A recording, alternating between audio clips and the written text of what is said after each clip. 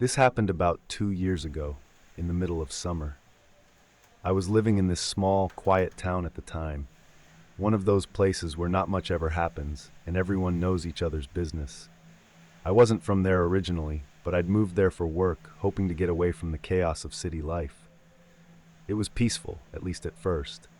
Now I've always been the kind of guy who likes exploring weird places, abandoned buildings, old tunnels, stuff like that. There's something about forgotten spaces that's just, I don't know, intriguing. So when I heard about this old industrial site on the edge of town, I knew I had to check it out. The place had been shut down for decades, an old brick factory that had gone under sometime in the 70s, from what I'd been told. It was mostly fenced off with signs warning people to stay out, but locals still went there sometimes to hang out or drink. I wasn't looking for trouble, just curious. I'd heard rumors, of course, about the place being haunted, but I didn't think much of it. People always say places like that are haunted, don't they? So, one Saturday afternoon, I grabbed my camera and decided to head out there.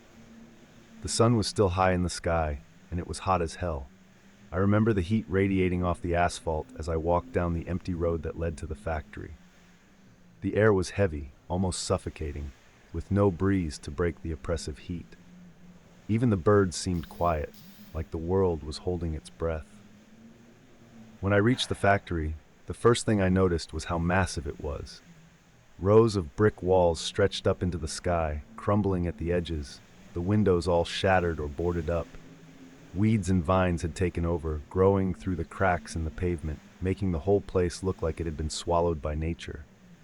There wasn't a sound, not even the usual hum of insects. Just silence. I climbed over the rusted fence and made my way inside, keeping my camera rolling. I don't know why, but I've always liked filming these kinds of places. It helps me capture the feeling of being there, you know? Plus, I figured if I found something cool, like old equipment or graffiti, it'd make for good footage. At first, nothing seemed unusual. I wandered through the courtyard, past broken down machines and piles of debris, my footsteps echoing off the brick walls. There were signs of people having been there, empty beer bottles, cigarette butts, even some old graffiti tagging the walls. But no people. It was dead quiet.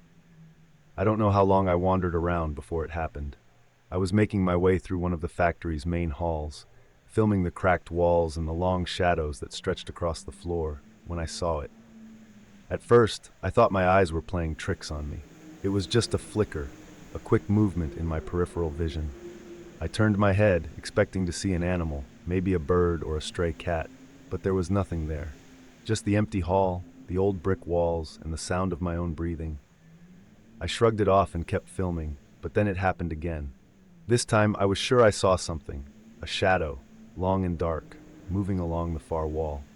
I stopped, staring at the spot where it had appeared, my heart starting to pound in my chest. It wasn't the shadow of a person, at least not any person I could see. It was like the shadow was the person. It moved along the wall, quick and smooth, before disappearing into the brick like it had never been there. I froze, my camera still pointed at the wall, unsure of what the hell I'd just seen.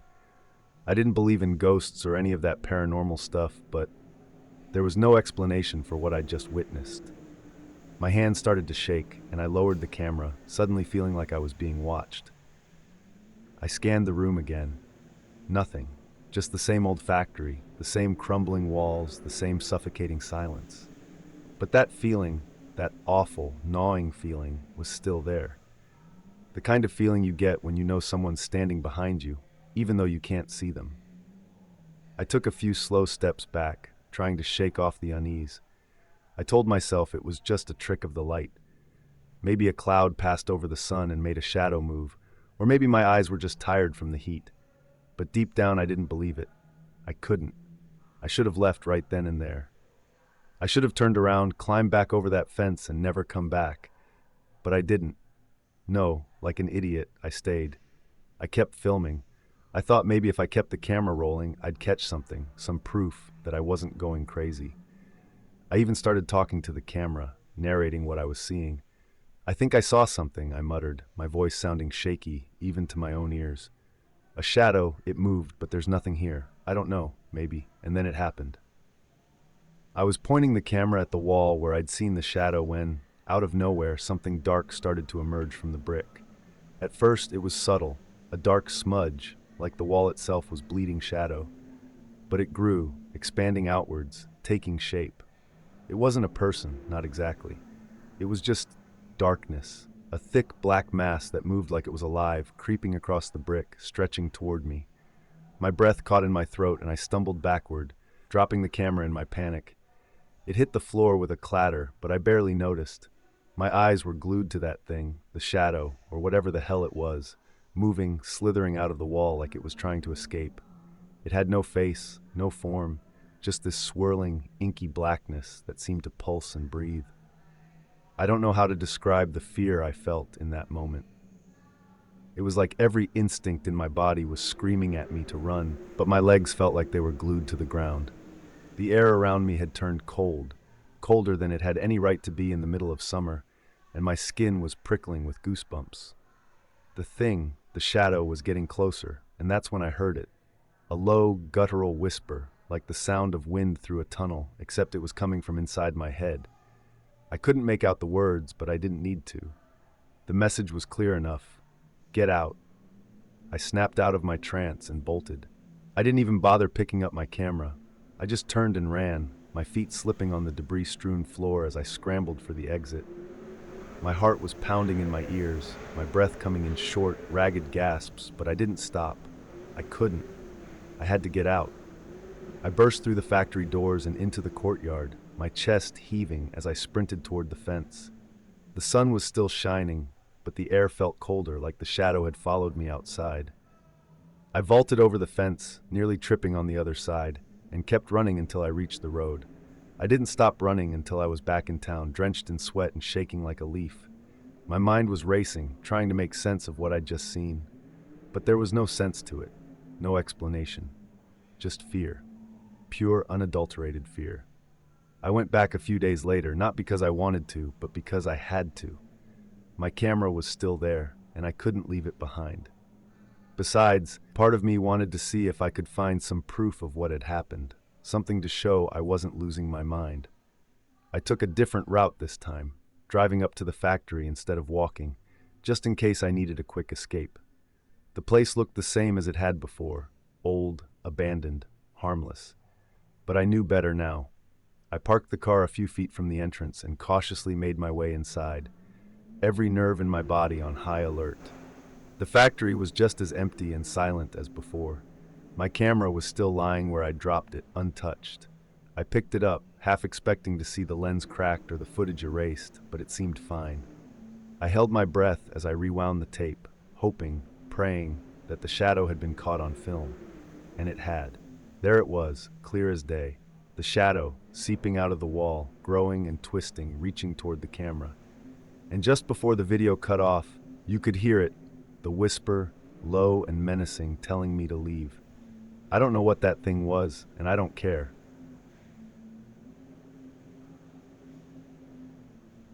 I've been carrying this story with me for a while now, and even though it feels like something out of a nightmare, I swear it happened. It's strange how the smallest towns, the quietest places, can hold the darkest secrets. It started last fall. I live in a small, out-of-the-way town, the kind you drive through without even noticing. My friends and I grew up here, and after college, most of us moved back. It's not much, but there's something about the woods here that makes it feel alive, like the forest has its own pulse, its own rhythm.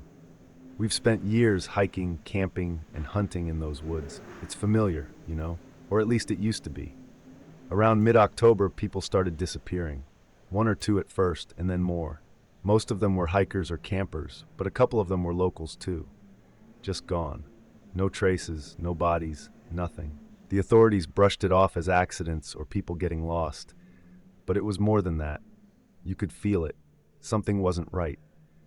It wasn't just a string of unlucky incidents. Something was lurking in the woods, something watching. And that's when the nightmares started. I didn't really believe it until it hit closer to home.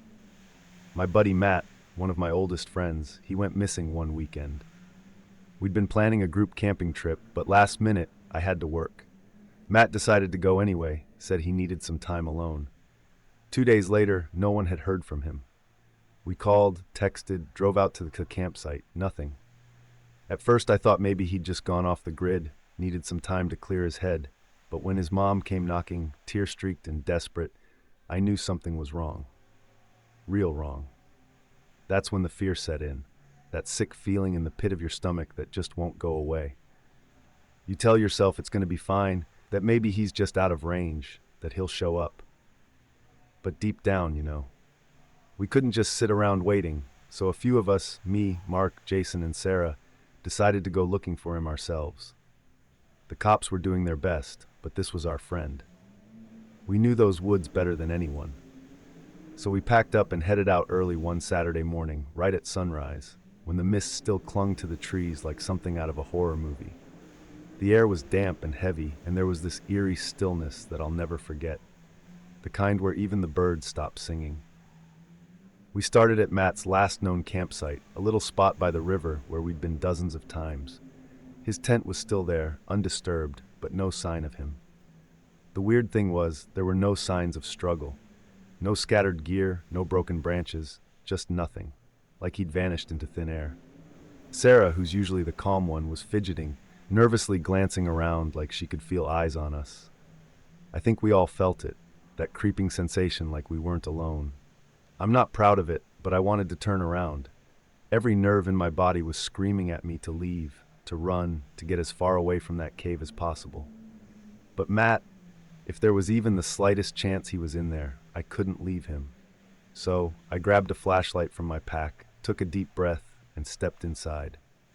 The air in the cave was cold and damp, and the walls were slick with moisture.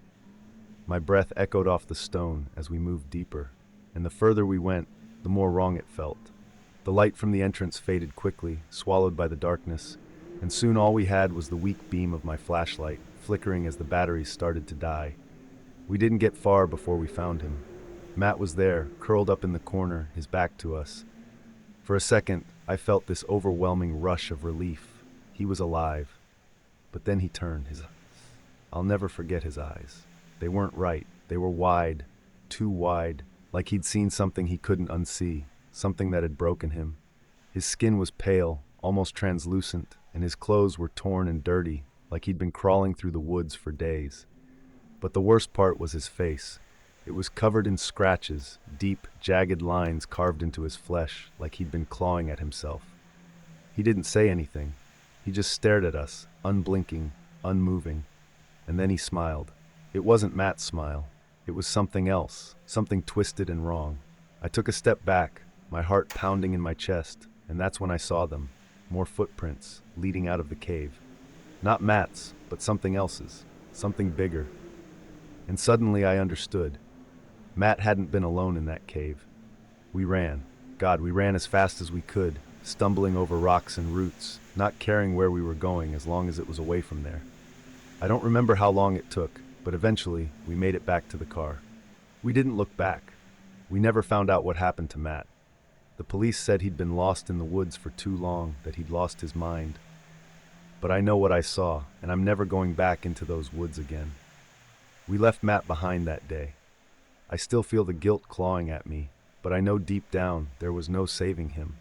Whatever had happened to him, whatever had gotten inside his head, or worse, into his body, he wasn't Matt anymore. He was something else, something twisted and terrifying, like a hollow shell filled with madness. After we got back to town, we didn't talk about it, none of us. Sarah wouldn't stop crying, her hands shaking the whole way home. Jason just sat there, staring out the window, pale as a ghost. Mark kept muttering to himself over and over, "This can't be real. It's not possible." I wanted to say something, to tell them it was all going to be okay, but the words wouldn't come. How do you make sense of something like that? How do you convince yourself it wasn't a nightmare when every part of you knows it's true? For days, I didn't leave the house. I just sat there, locked in my own thoughts, replaying everything we saw in that cave, over and over. The way Matt had looked at us with those wild eyes, the sound of his unnatural, twisted smile, the stench of rot in the air, and those footprints, those enormous, bizarre footprints that led out of the cave. Whatever had been there with Matt, it was still out there, somewhere in those woods, lurking. Then came the reports. More people disappeared. Families, kids, even a couple of hikers who were just passing through. It was like something in the forest was growing more active, feeding off the fear, getting bolder. The town was on edge, more tense than I'd ever seen. People started locking their doors at night, staying indoors as much as possible. You could hear it in the way people spoke, like they knew, deep down, that whatever was happening, it wasn't natural. A few weeks later, they found another body, or rather, pieces of one. It was a hunter, someone who knew the area well. They found him deep in the woods, or at least parts of him.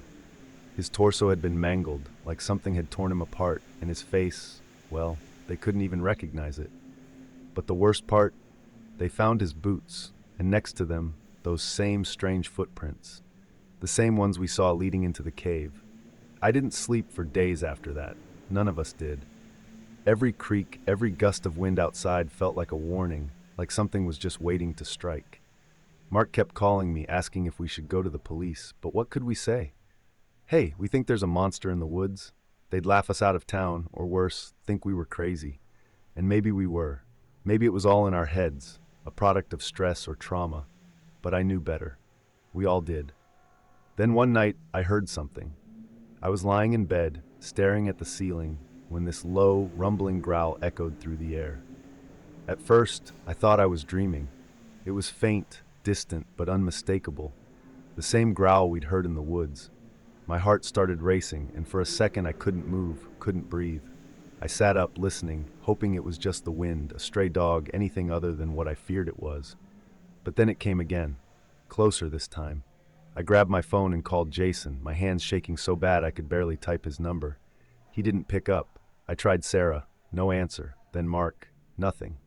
I could feel it, something outside, waiting. The house felt smaller, like the walls were closing in on me. I didn't dare look out the window, afraid of what I might see.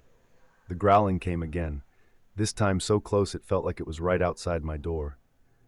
I don't know how long I sat there, clutching my phone, praying that whatever it was would go away. The growling eventually stopped, but the fear lingered.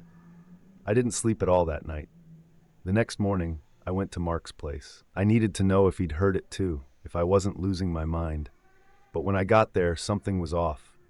The door was slightly ajar, which wasn't like Mark at all. He was always paranoid about locking up. I stepped inside, calling out his name, but there was no answer. The house was eerily quiet. That's when I noticed the footprints, huge, deep impressions in the dirt outside his window, leading around the house and into the trees. My stomach turned, and a cold sweat broke out across my skin. I ran inside, searching every room, but there was no sign of Mark. His keys were on the table, his shoes by the door, like he'd just vanished. My heart was pounding in my chest, my mind racing. I didn't want to believe it, but I knew it had gotten him. Whatever that thing was, it had come for him. Panic set in. I ran out of the house, my breath coming in short, ragged gasps. I didn't know what to do, who to call. I couldn't go to the cops, not without proof. But I couldn't just sit around waiting for it to come for me next.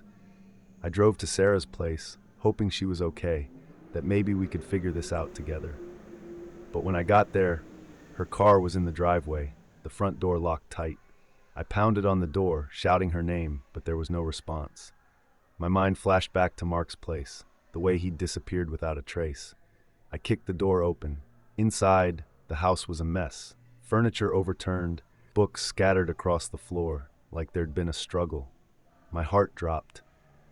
In the middle of the living room was a single, bloody handprint on the wall.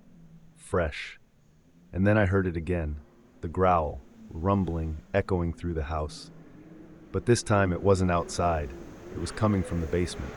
My blood ran cold. My hands started trembling as I backed away from the door leading downstairs. Every instinct screamed at me to run, to get the hell out of there. But something kept me frozen. Then from the darkness I heard a voice, a whisper. Help me. It was Sarah. I rushed to the basement door, pulling it open despite every part of me screaming not to. The stairs creaked beneath my weight as I descended into the blackness. My flashlight flickered, casting eerie shadows on the walls. The smell hit me first, rotten, decaying, like something had been festering down there for days. And then I saw her. Sarah was lying on the cold, damp floor, her eyes wide with terror. But it wasn't just fear in her eyes, it was something worse. Something that told me I was too late. I rushed to her side, my hands shaking as I tried to lift her, to get her out of there. But she grabbed my wrist, her grip stronger than I expected. Don't let it take you too, she whispered, her voice barely audible. Before I could respond, that growl came again, this time so close I could feel it vibrating through the walls. My flashlight flickered once more, then died completely, plunging us into total darkness. And that's when I felt it, something cold and wet brushing against my leg. Something alive.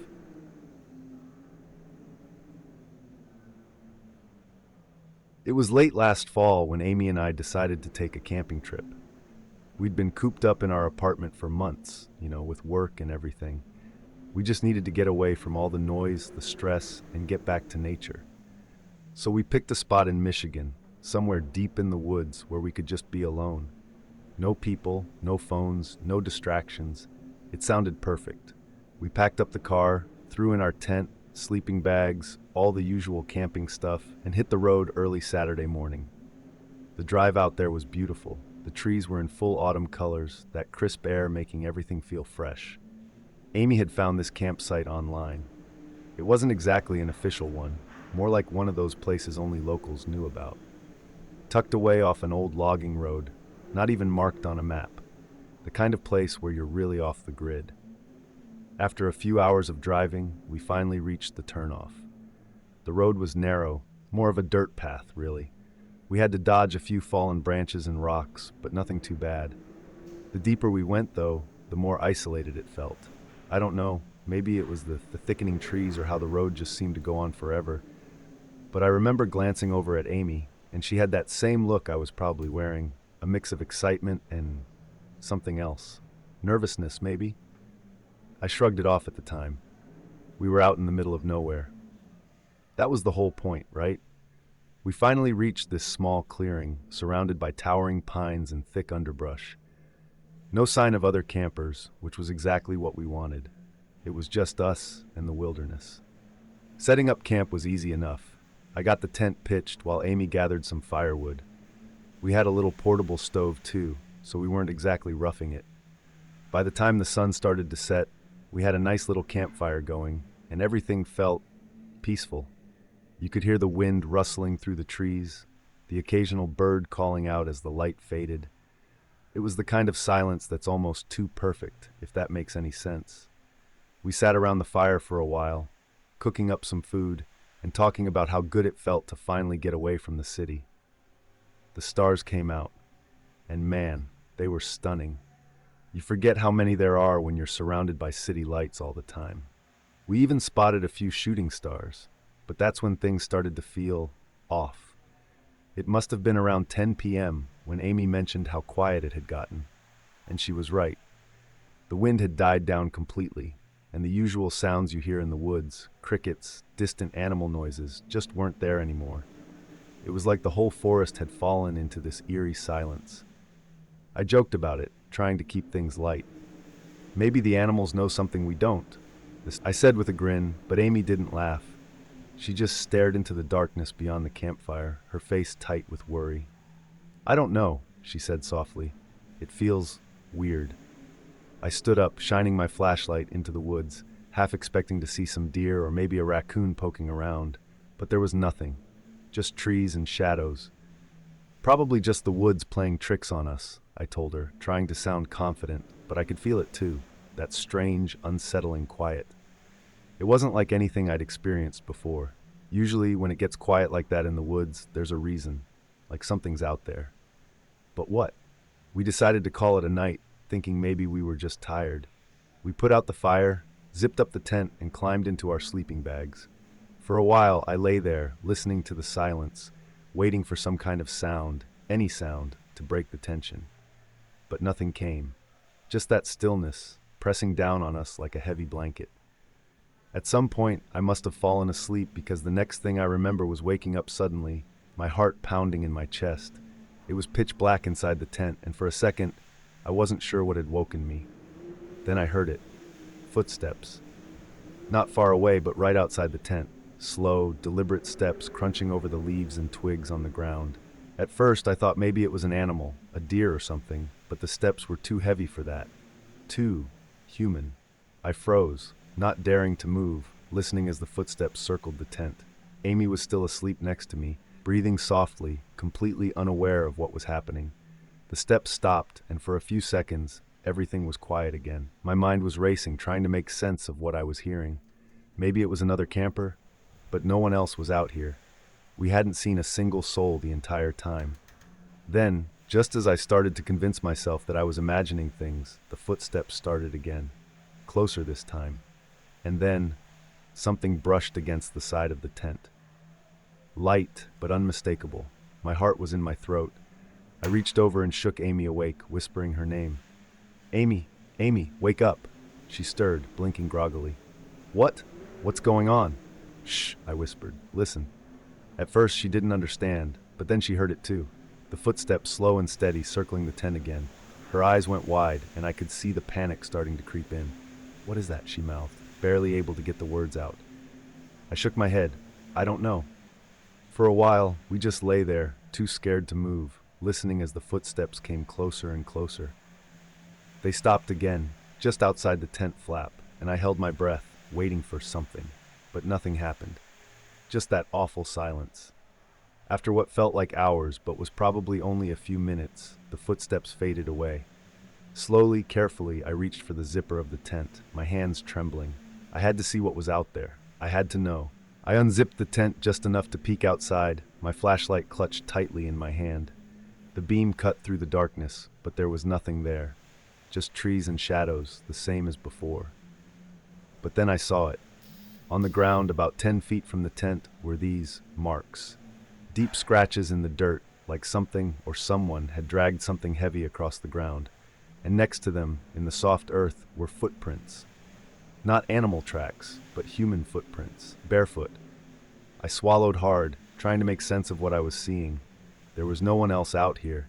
No one should have been able to get this close without us hearing them. But those prints, they were fresh. I zipped the tent back up and turned to Amy, my voice barely a whisper. "We need to leave, now." We packed up in record time, throwing everything into the car without even bothering to fold the tent properly. The whole time I kept looking over my shoulder, expecting to see someone, or something, watching us from the trees. But there was nothing, just that eerie silence hanging over us like a fog. When we finally got in the car, I turned the key, praying that the engine would start. It did, thank God, and we peeled out of there, the tires kicking up dirt and gravel as we sped down the narrow road.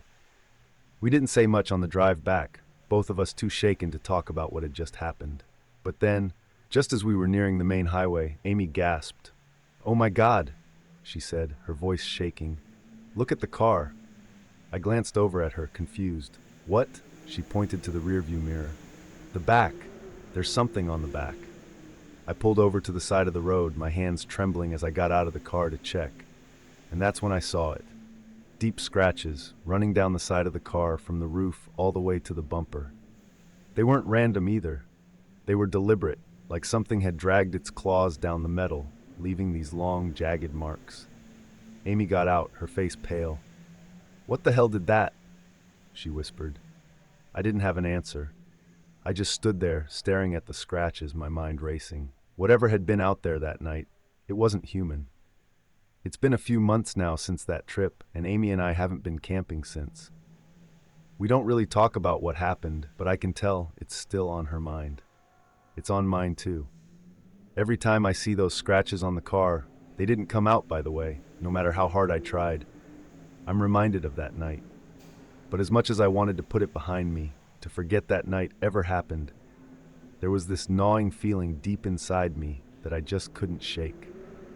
It wasn't just about the scratches on the car or the footsteps we heard circling the tent. It was the silence that hung between Amy and me afterward. Neither of us wanted to admit it, but that night had changed something, something between us, something inside of me. For weeks, maybe even months, I'd wake up in the middle of the night, sweating and breathless, convinced I'd heard those same footsteps again. They were always faint, just outside my window or on the front porch. Sometimes, when the house was quiet and Amy had already fallen asleep, I'd hear them again, slow, methodical, like they were waiting for me to notice. I'd get out of bed, my heart pounding, and check every door, every window, but there was never anything there. I told myself I was just being paranoid, that we'd gotten spooked that night in the woods, and now my mind was playing tricks on me. Amy never mentioned hearing anything, so I didn't either. We both went on with our lives, trying to pretend everything was fine, but it wasn't. One evening, maybe a month after the trip, we were sitting on the couch watching TV. It was just a regular night, nothing out of the ordinary. I was starting to think maybe the worst of it had passed, that I'd finally get back to feeling normal again. But then Amy leaned over, her face tight with worry, and said something that sent a chill down my spine. "You've heard it too, haven't you?" she asked softly, her voice barely above a whisper. I paused, my hand freezing over the remote. I didn't want to ask what she meant, but I knew exactly what she was talking about. "Heard what?" "The footsteps," she said, her eyes wide and filled with the same fear I'd been trying to suppress. "Outside, at night." I didn't know what to say. My heart was pounding so loudly in my chest, I was sure she could hear it too. The last thing I wanted was to admit it, to give it power by acknowledging it out loud. But I couldn't lie to her, not about this. I nodded slowly. "Yeah, I've heard them." Amy exhaled sharply, like she'd been holding her breath this whole time. "I thought I was going crazy," she said, her voice trembling. "It's like it's following us, you know? I hear it outside the window, and sometimes when I'm alone, I swear I can feel something watching me." A wave of nausea hit me. It wasn't just me then.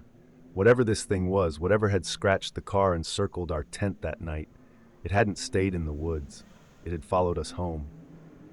I tried to brush it off, to tell her we were just spooking ourselves. "It's probably just the house settling, or animals outside. We've been on edge since the trip, that's all." But Amy shook her head, her face pale. "No, it's not that. This feels different. I can't explain it, but it's like it knows we're scared, like it's waiting for something." The room felt suddenly colder, and I glanced over at the window, half expecting to see something moving outside, lurking in the shadows. I didn't, but that didn't make me feel any better. Over the next few weeks, things only got worse. The footsteps became more frequent, always at night, always right when we were about to drift off to sleep. Sometimes they were faint, like they were just outside the house, pacing along the side of the wall. Other times they were louder, almost urgent, like something or someone was trying to get inside. There were even nights when I'd wake up in a cold sweat, convinced I'd heard a knock at the door. But when I got up to check, the porch was empty, the street silent.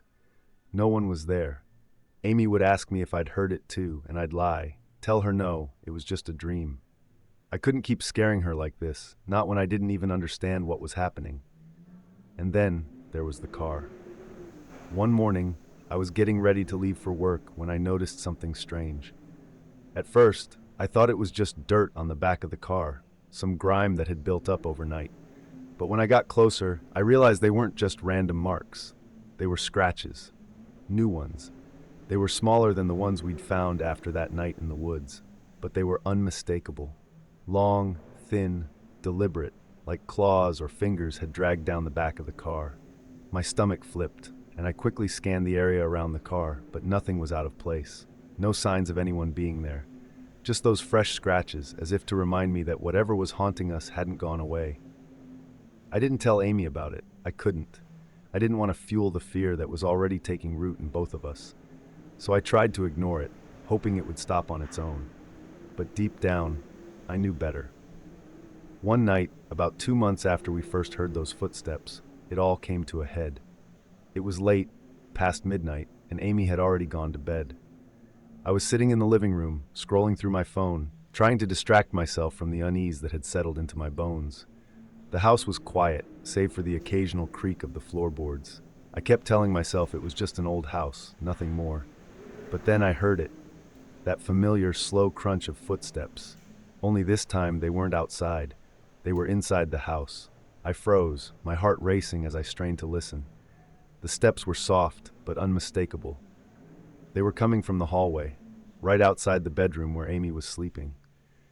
My hands shook as I grabbed the nearest object I could use as a weapon, a heavy lamp from the side table. My mind was racing. Had someone broken in? But how? All the doors were locked, the windows closed. There was no way anyone could have gotten inside without me hearing. I stood up slowly, my grip tightening on the lamp as I crept toward the hallway. The footsteps had stopped now, but the silence that followed was even worse. It was like the house was holding its breath, waiting for something to happen. I reached the doorway to the bedroom and paused, listening. My heart was pounding so loudly I could barely hear anything else. But there it was, a faint, almost imperceptible sound. Breathing, not Amy's soft, steady breaths, but something else, something deeper. Something wrong. I pushed the door open slowly, the hinges creaking, and my flashlight beam swept across the room. Amy was still asleep, her back turned toward me, completely unaware of the terror creeping into our home. But as the light moved across the room, I saw it. In the far corner, by the window, there was a figure. At first, it was just a shadow, blending in with the darkness, but as the light hit it, I could see more clearly. It was tall, hunched over, its limbs too long, too thin, and its eyes, they were watching me. I couldn't breathe, I couldn't move. My mind couldn't process what I was seeing. It wasn't human. It couldn't be. Before I could scream, before I could react, it turned and disappeared, just like that. 1 second it was there, the next it was gone, leaving nothing behind but the cold, suffocating silence. I rushed over to Amy, shaking her awake. She stirred, groggy and confused, but I didn't care. "We have to go," I said, my voice shaking. "We have to get out of here, now." She didn't ask questions. She must have seen the fear in my eyes because she didn't hesitate. We grabbed our things, barely bothering to pack, and bolted out the door. We left that house that night, and we haven't gone back since. I don't know what it was that followed us from those woods, but I know one thing for sure. It's not done with us. Not yet. Even now, months later, I still hear it sometimes. Late at night, when everything is quiet, when I'm alone in the dark, those footsteps, slow and steady, following me, waiting. And I know, deep down, that one day it's going to find me again. And this time, I don't think I'll be able to escape.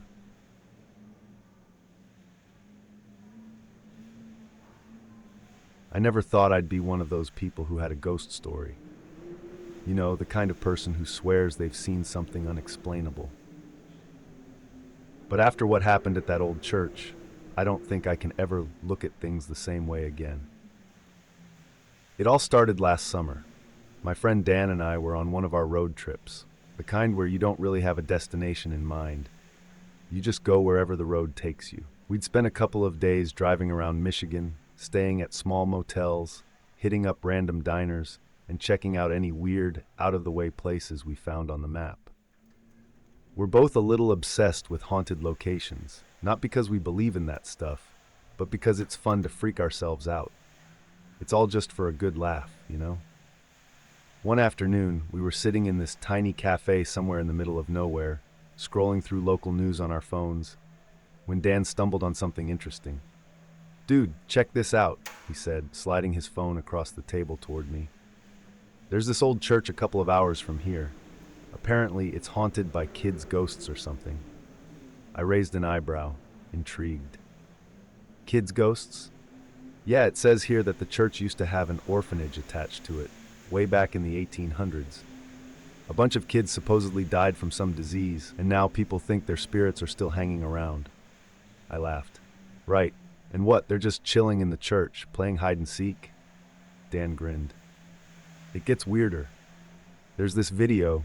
Some paranormal group went out there a few months ago, and they caught this pool cue moving by itself. Like, no one was touching it, and it just slid across the table and snapped in half." That caught my attention. A pool cue? In a church? Why would there even be a pool table in an old church? I asked, feeling both skeptical and curious. "Who knows? Maybe they had a rec room for the kids or something," Dan said, shrugging. "But it's weird, right? The video's gone viral, and people are saying it's the kids' spirits, messing around with the cue like it's some kind of toy." I watched the video. Sure enough, the pool cue was sitting there on the table, and then, out of nowhere, it just started to roll. Slowly at first, like someone was gently pushing it, and then, without warning, it cracked in two. No one was anywhere near it. The camera shook as whoever was filming freaked out, and the clip ended abruptly. Now, I'm not saying I believed it was real. I mean, people fake stuff like that all the time for attention. But something about the way the queue moved, so deliberate, so slow, it gave me chills. I couldn't shake the feeling that something about it was off. So naturally, we decided we had to go check it out for ourselves. It took us about 2 hours to get there. The drive was uneventful, just long stretches of empty road, fields, and the occasional cluster of trees. But as we got closer to the location, the scenery started to change. The road narrowed, the trees grew thicker, and there was this sense of isolation that settled in. It was like the world outside was slowly fading away, leaving just us and that looming church. The church itself was easy to miss. It sat at the end of a gravel road, partially hidden by overgrown bushes and tall, swaying grass. The building was old, probably dating back to the late 1800s like Dan had mentioned. Its brick walls were weathered, crumbling in some places, and the small bell tower at the top looked like it hadn't rung in decades. There was no sign of the orphanage anymore. If it had ever existed, it was long gone. All that remained was this lonely, forgotten church, sitting in the middle of nowhere. The air felt different as we stepped out of the car. Heavier, cooler, even though it was still the middle of summer. There wasn't a single sound. No birds, no insects, nothing. Just the rustle of the wind through the trees. I remember thinking how strange it was, how unnaturally quiet everything seemed. Dan, of course, was his usual excited self. "This is going to be awesome," he said, grabbing his phone to start recording. "We'll make our own video and show everyone it's just a bunch of crap." I wasn't so sure anymore. There was something about the church that felt wrong, like we shouldn't be there. But I didn't say anything. I wasn't about to back out after driving all this way. The doors to the church were unlocked. That surprised me. I figured a place like this would have been boarded up, maybe even padlocked. But no, we pushed the heavy wooden doors open, and they creaked on rusty hinges, echoing into the dim interior. The inside of the church was just as eerie as the outside. The pews were still there, though many of them had fallen apart, the wood rotting away from years of neglect. The stained glass windows were cracked, casting strange fractured beams of light across the dusty floor. At the front, where the altar used to be, there was a large empty space. No pulpit, no crosses, just a bare, cold floor. And in the far corner of the room, almost hidden in the shadows, was a pool table. Dan walked straight toward it, his phone held up, filming everything. "This must be where it happened," he said, his voice echoing slightly in the stillness of the church, where the queue broke. I followed him, my footsteps crunching on the debris that littered the floor. As we approached the table, I felt this strange sensation, like the air around it was colder, thicker somehow. The closer I got, the more uneasy I felt. The pool table looked out of place, like someone had dragged it in there long after the church had been abandoned. The felt was torn in places, and one of the legs was crooked, making it tilt slightly to one side. But the most unsettling thing was the pool cue lying on top of it. It was broken in half, just like in the video.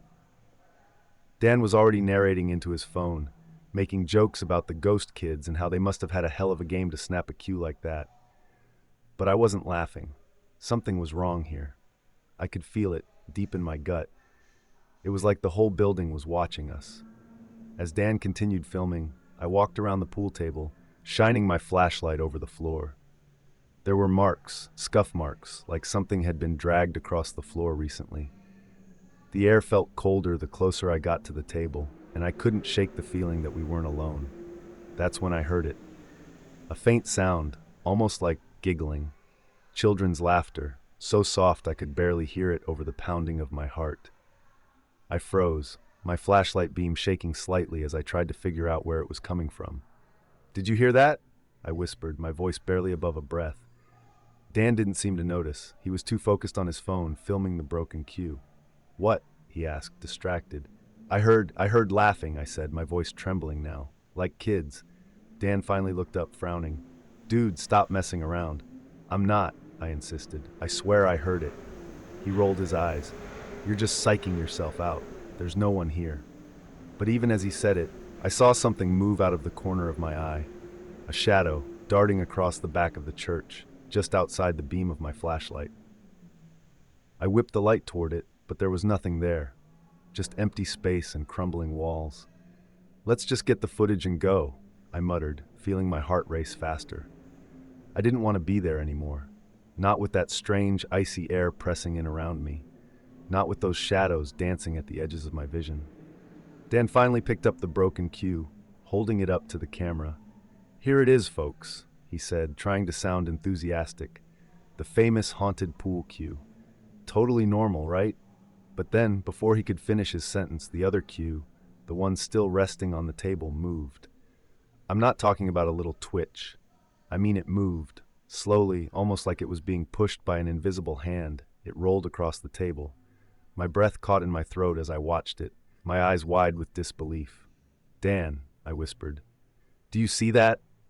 He froze, his phone still pointed at the cue as it rolled to the edge of the table and fell off, clattering to the floor. The sound echoed in the church, loud and unnatural in the heavy silence. For a moment, neither of us moved. We just stared at the cue lying on the floor, the broken one still in Dan's hand. I could feel my heart hammering in my chest, and my skin was cold, covered in goosebumps. And then, from somewhere deeper in the church, we heard it. A single, hollow knock. I don't know what it was. Maybe it came from the walls, or the floor, or somewhere above us in the bell tower. But it was loud and deliberate, like someone, or something, was announcing its presence. Dan slowly lowered his phone, his face pale now, all the bravado gone. "We need to leave," he said, his voice barely above a whisper. I didn't need to be told twice. I grabbed his arm, pulling him toward the door, my heart racing as we rushed across the room. But as we neared the exit, we heard it again. Another knock, louder this time, followed by that same eerie giggling. The door was heavy, and it took both of us to shove it open. As soon as we were outside, we bolted to the car, not looking back, not daring to glance over our shoulders. I didn't care how ridiculous we looked, running like that. I just knew we had to get out of there. We jumped into the car, slamming the doors behind us. Dan fumbled with the keys, his hands shaking as he started the engine. The tires kicked up gravel as we sped down the road, putting as much distance between us and that church as possible. Neither of us spoke for a long time. The only sound was the hum of the engine and the blood pounding in my ears. My mind was racing, trying to make sense of what had just happened. Finally, Dan broke the silence. "What the hell was that?" he asked, his voice shaky. I didn't have an answer. I just stared out the window, watching the dark trees blur past us, feeling that cold dread still clinging to my skin. I don't know what we experienced in that church, but one thing's for sure, I'll never go back. There was something in there, something watching us, playing with us like we were just toys. Maybe it was those kids' spirits, like the stories said. Maybe it was something else entirely. But whatever it wasn't friendly. I still think about that night sometimes, especially when I hear stories about haunted places or watch those ghost hunting shows on TV. It's funny how easy it is to dismiss those things when they happen to someone else, how you can laugh it off and call it fake. But when it happens to you, when you feel that cold, unnatural presence creeping in, it changes everything. For weeks after that night, I couldn't shake the feeling that something had followed us back from that church. I know how ridiculous it sounds. It's the kind of thing you hear in horror movies or read about online, but after what we saw, after hearing those knocks, that laughter, it felt real. Dan and I didn't talk much about it at first. We left that church, and it was like we both silently agreed to move on, to not bring it up. Maybe we thought that if we didn't acknowledge it, it couldn't get worse. But deep down, I knew I hadn't left it behind. There was this strange sense of unease that clung to me like a shadow, something I couldn't quite explain. It was like I could feel eyes on me, even when I was alone. At first, it was subtle, things you could brush off. Lights flickering, doors creaking, that sort of thing. But it was when I started hearing the knocks that I realized this wasn't just in my head. I'd be sitting at home, alone in my apartment, when suddenly I'd hear it. A single, solid knock on the wall. It always sounded like it was coming from right behind me, no matter where I was in the room. Sometimes I'd try to ignore it, telling myself it was just the building settling or maybe a neighbor, but it was too deliberate, too familiar. I don't know how to explain it, but the sound was exactly like the knock we'd heard in that church. The first time it happened, I was sitting on the couch, watching TV, trying to unwind after a long day. The apartment was quiet, just the low hum of the show playing in the background. Then, out of nowhere, knock. It wasn't loud, just a single knock, like someone tapping on the wall with a knuckle. I paused the TV, waiting to hear it again, but there was nothing. I shook it off, trying to convince myself that it was nothing, but I couldn't focus anymore. The room suddenly felt too quiet, too empty, like the air itself was waiting for something to happen. A few days later, it happened again. This time, I was in bed, half asleep. The soft tap on the wall jolted me awake, my heart racing in the dark. I sat up, straining to hear anything else, but the apartment was silent. Just that single knock, echoing in the quiet. I didn't mention it to Dan at first. I didn't want to sound paranoid, or worse, admit that I was scared. But it kept happening. Every few days that knock would come, sometimes when I was awake, sometimes in the dead of night when the world was completely still. And each time, it sent a shiver down my spine. It was around the third or fourth time that I started noticing the laughter. Faint at first, barely audible, but there. A high-pitched giggle, like a child playing just out of sight.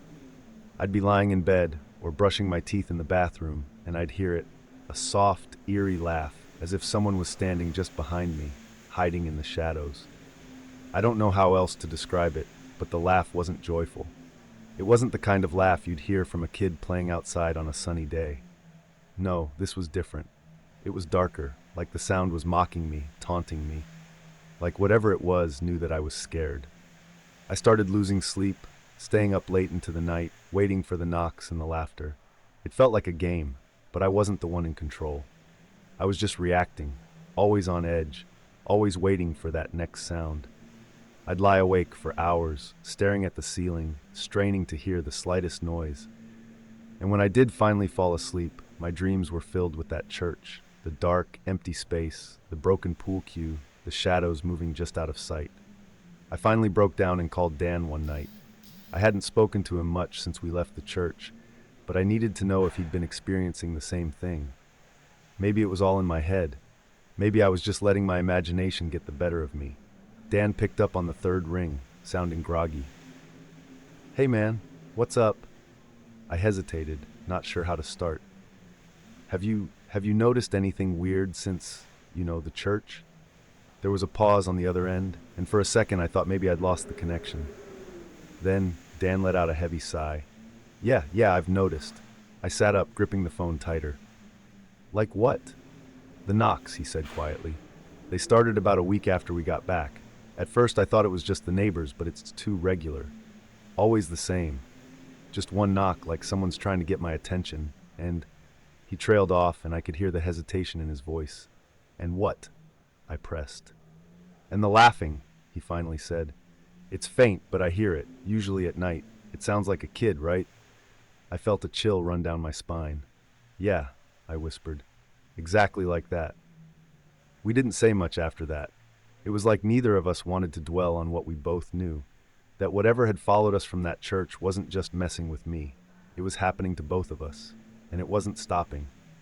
The last straw came a couple of weeks later. By that point, I was barely sleeping, constantly on edge, jumping at every little noise. I felt like I was losing my mind.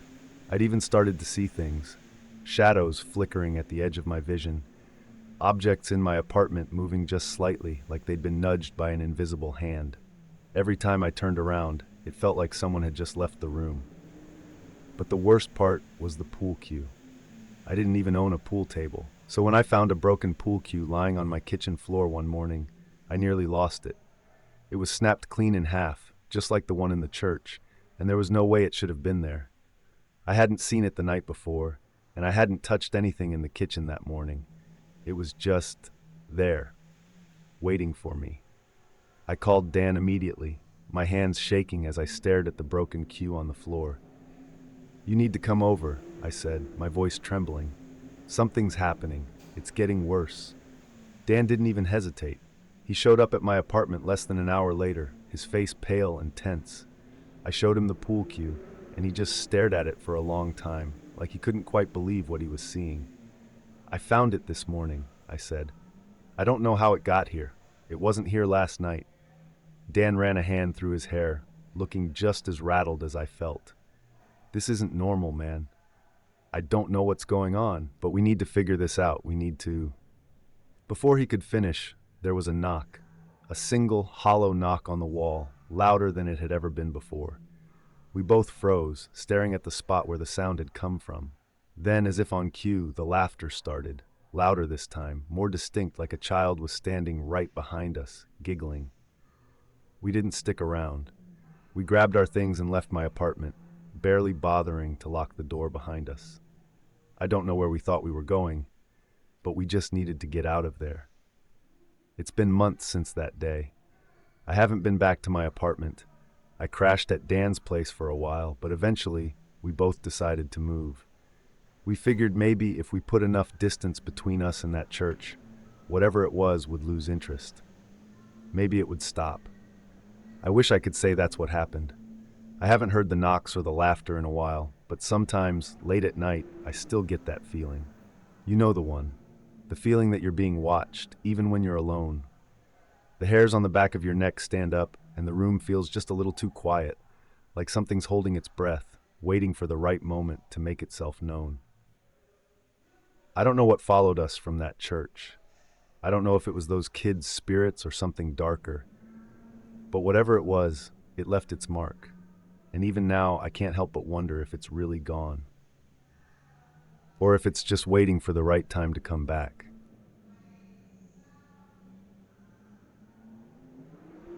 I still don't know why we decided to do it. It was Halloween night, and like every year, we were looking for something to give us a good scare.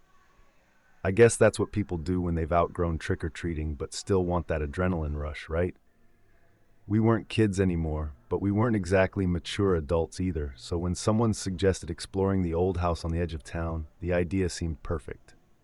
Stupid, but perfect. It was me, Ethan, Sarah, and Connor. We'd been friends since high school, and even though we were all in our mid-20s now, we still got together every Halloween to do something crazy. The house, we called it the McAllister place, had been abandoned for as long as I could remember. I'm talking decades. It was one of those places kids whispered about but never dared to go near. There were all kinds of rumors about what happened there. Some said the family just up and left one night, no explanation. Others said the father went mad and killed his entire family before vanishing. But no one really knew the truth. We started the night like we always did, meeting at Connor's place, grabbing a few beers, and trying to come up with something fun to do. Someone mentioned the McAllister house, and before we knew it, we were piling into Ethan's beat-up car and driving out of town. It wasn't far, maybe 15 minutes, but it felt longer in the dark. The road got narrower the closer we got, the streetlights giving way to nothing but thick, looming trees on either side. The further we drove, the quieter the car got.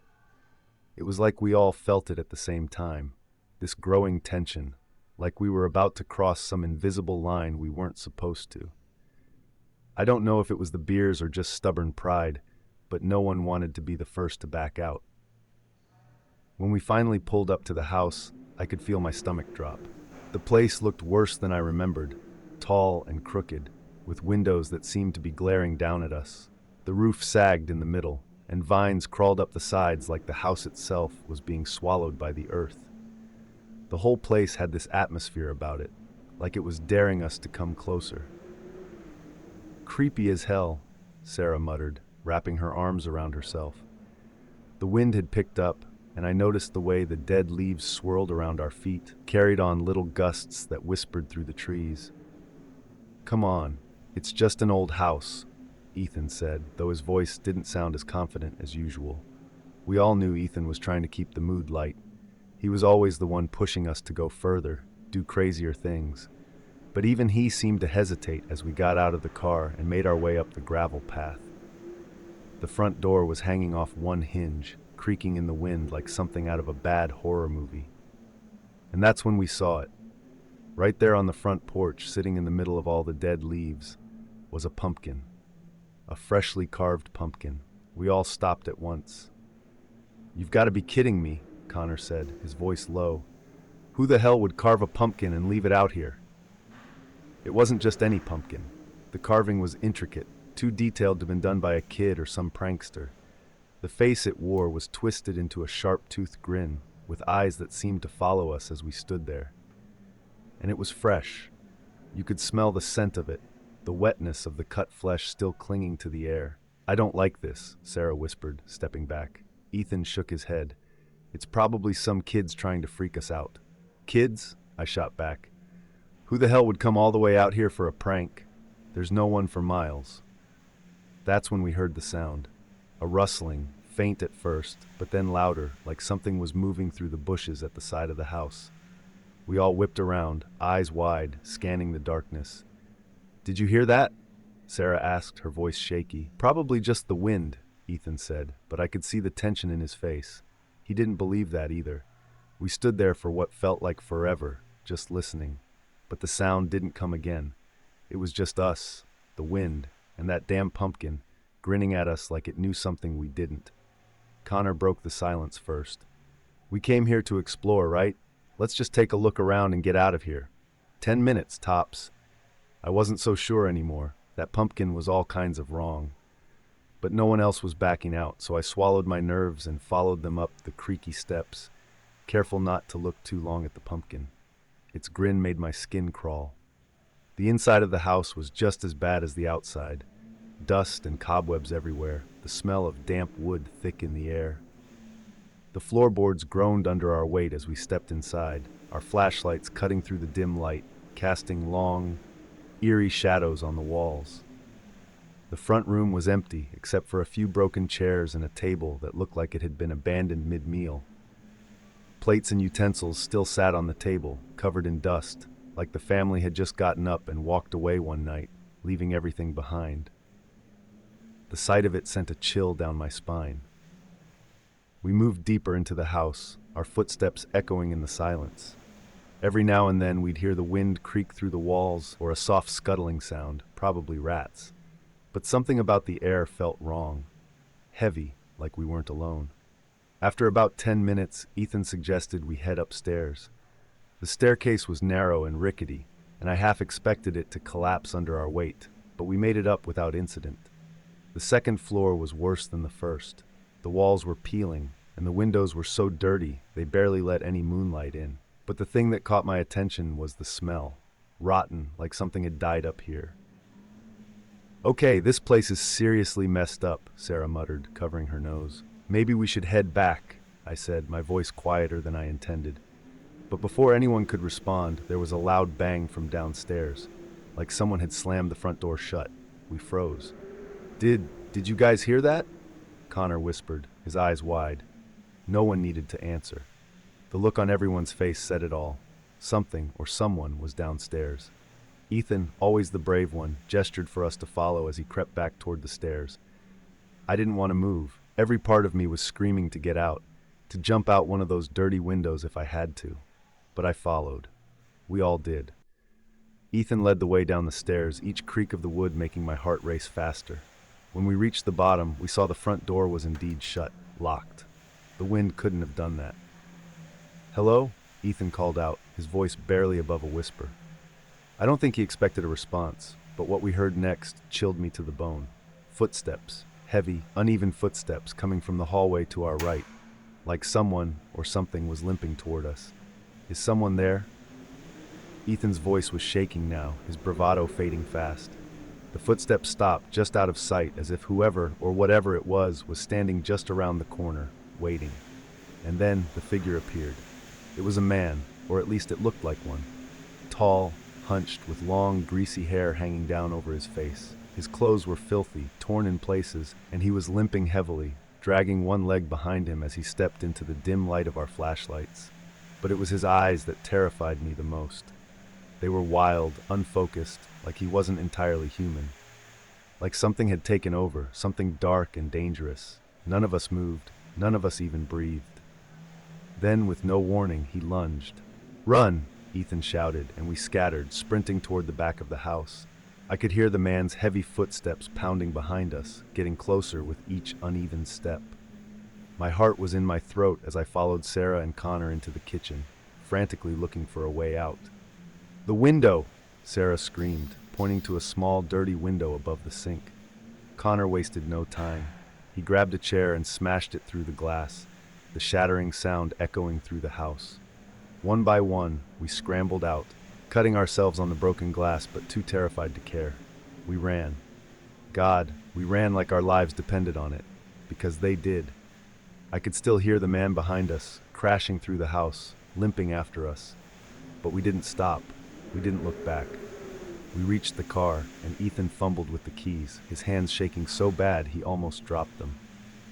The moment the engine roared to life, we peeled out of there, tires screeching on the gravel as we sped down the road, leaving that house and the man behind. It wasn't until we were halfway back to town that we noticed Connor wasn't with us. "Wait, where's Connor?" Sarah gasped, looking around.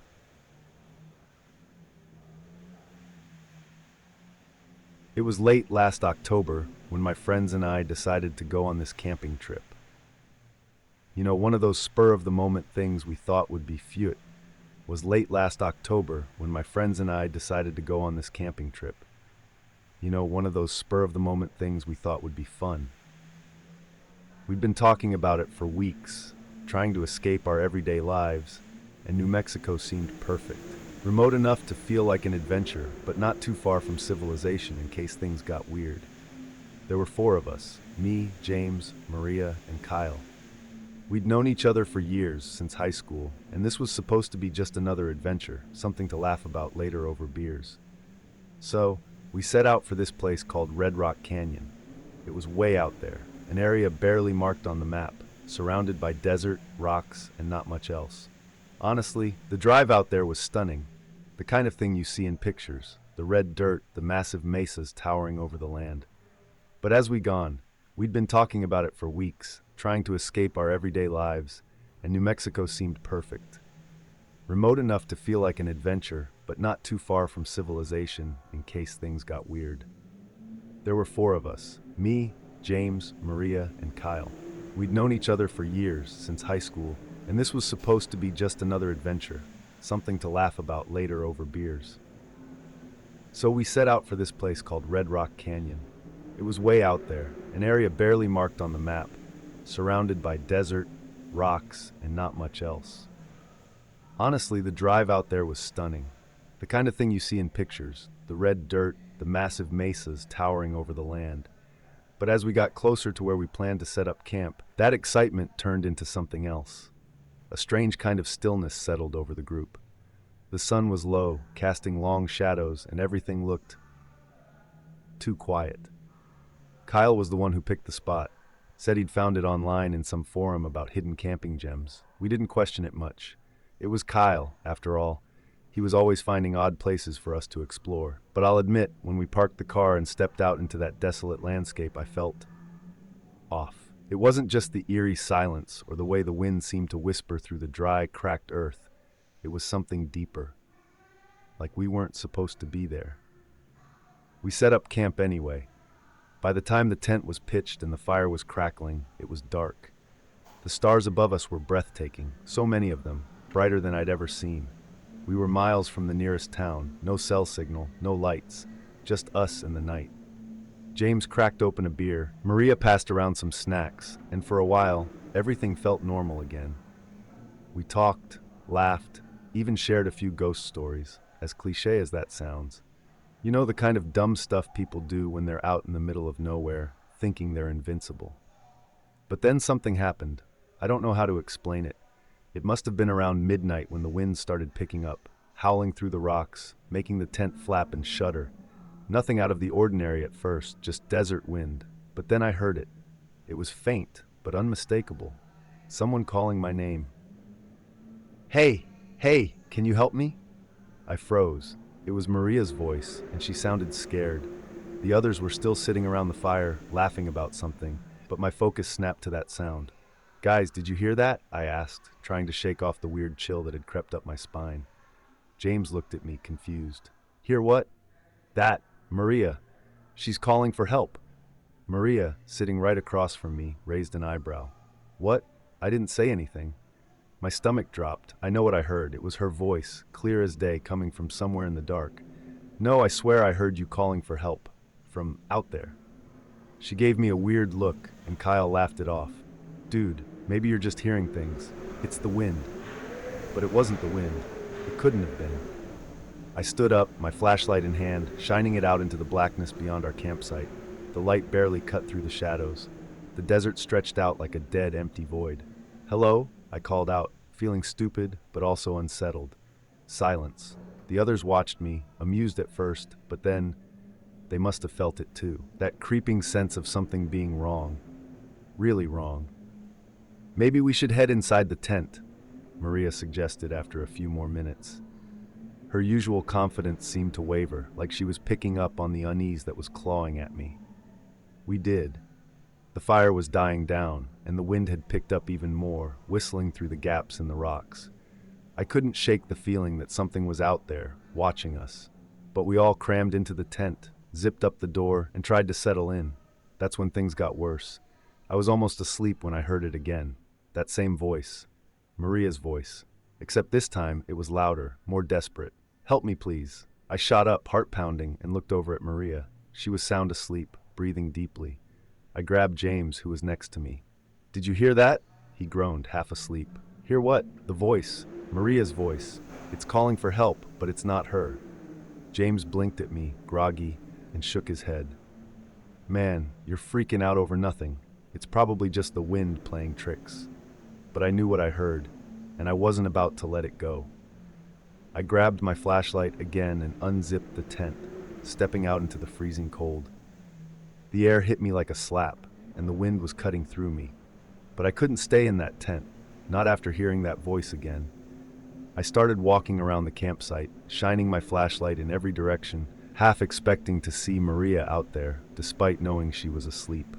My breath came out in foggy puffs and my footsteps crunched against the dirt. I kept calling out, "Who's there?" Nothing. But then, from behind me, I heard it.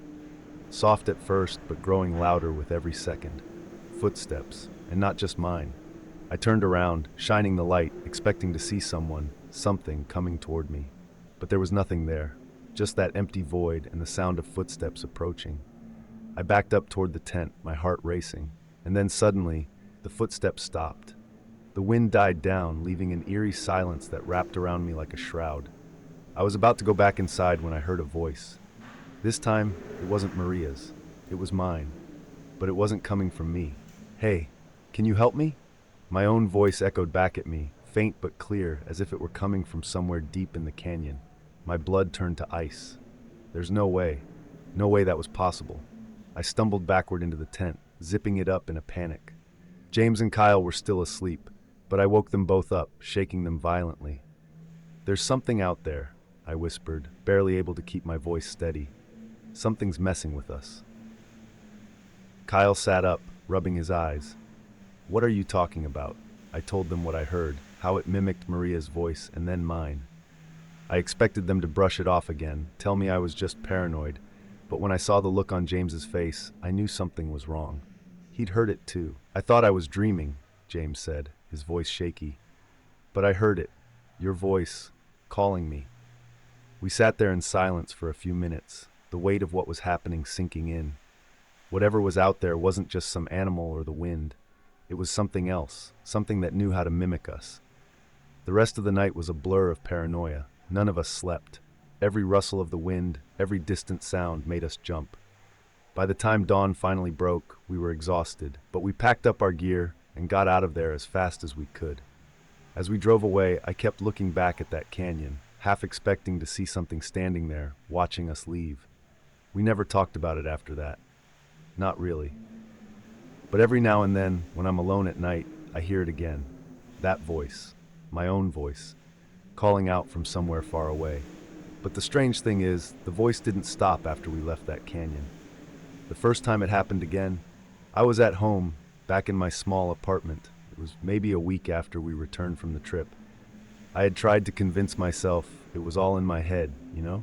That kind of thing when you've been so rattled, so on edge, that you start to believe you're hearing things. But this was real. It was around midnight. I was sitting in my living room, binge-watching some random Netflix series to distract myself. The room was dim, just the glow of the TV and the occasional flicker from the streetlights outside. I'd almost forgotten about the trip, pushed it to the back of my mind as some weird, unsettling experience I'd rather not revisit. But then, out of nowhere, I heard it. At first, I thought it was coming from the hallway outside my apartment door. A faint, familiar voice, muffled but unmistakable. "Hey, can you help me?" I paused the show, my heart leaping into my throat. For a second, I told myself it had to be someone outside. Maybe one of my neighbors. I live in a cheap building with thin walls. Sounds travel easily. But no, it was my voice.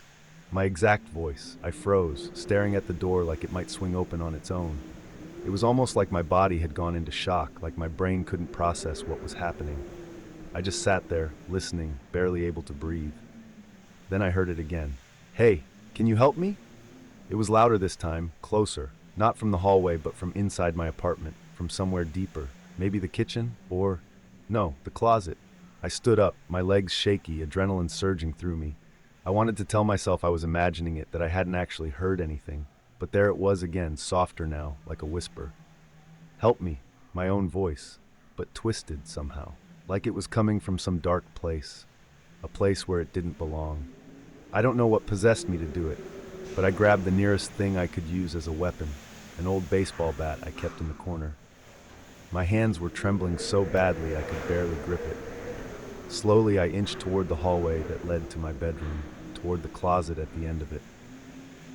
Every instinct in my body was screaming at me to run, to get out of there, but I couldn't. It was like something was pulling me forward, like I needed to face whatever was happening. As I reached the closet door, I stopped. The voice had gone silent. The only sound was my ragged breathing and the faint hum of the fridge from the kitchen. I reached for the closet handle, bat still clutched in my other hand. My fingers barely grazed the cold metal when, bang! Something slammed against the door from the inside, hard enough to shake the walls. I stumbled backward, nearly dropping the bat. My heart was hammering in my chest so fast it felt like it might explode. "Help me."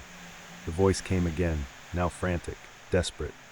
My voice, from the other side of the closet door. That's when I lost it. I bolted for the front door, throwing it open and rushing out into the hallway without looking back. I didn't care that I was barefoot, that I left my keys, my phone, everything. I just needed to get out. I ended up driving to James' place. When I showed up at his door in the middle of the night, looking like I'd seen a ghost, he didn't ask questions. He let me in, and we sat there in silence for a while, both of us knowing what was really going on. I didn't have to explain it. He'd heard it too. Over the next few days, I barely slept. Every time I closed my eyes, I'd hear it again. That voice, my voice, calling out to me from some dark, distant place. I couldn't escape it. It followed me no matter where I went, whispering from the shadows, from behind closed doors, from dark corners I hadn't noticed before.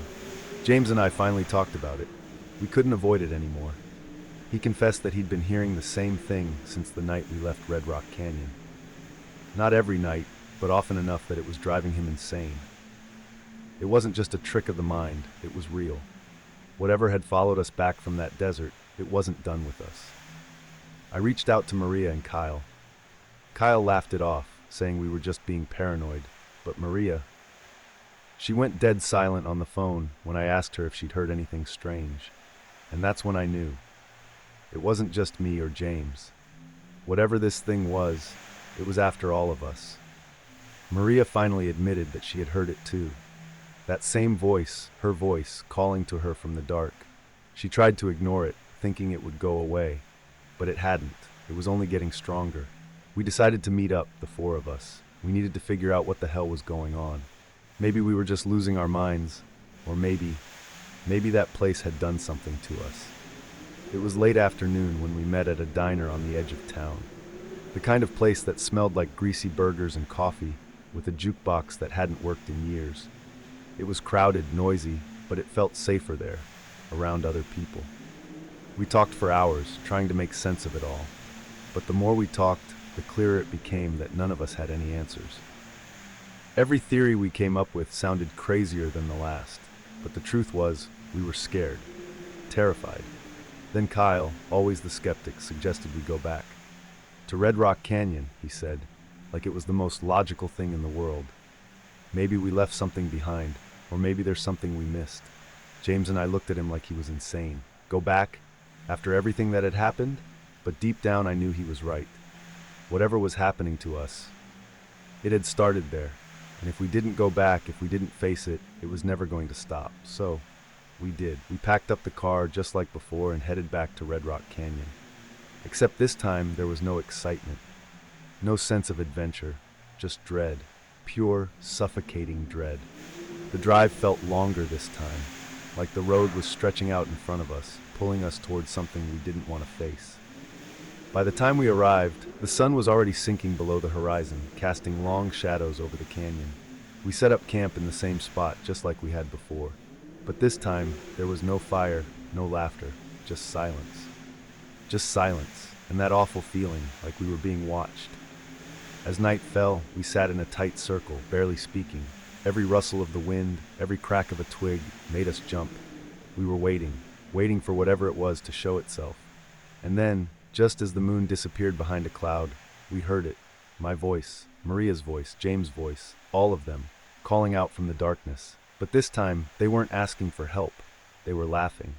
That cold, hollow laughter echoed through the canyon, bouncing off the rocks, surrounding us from every direction.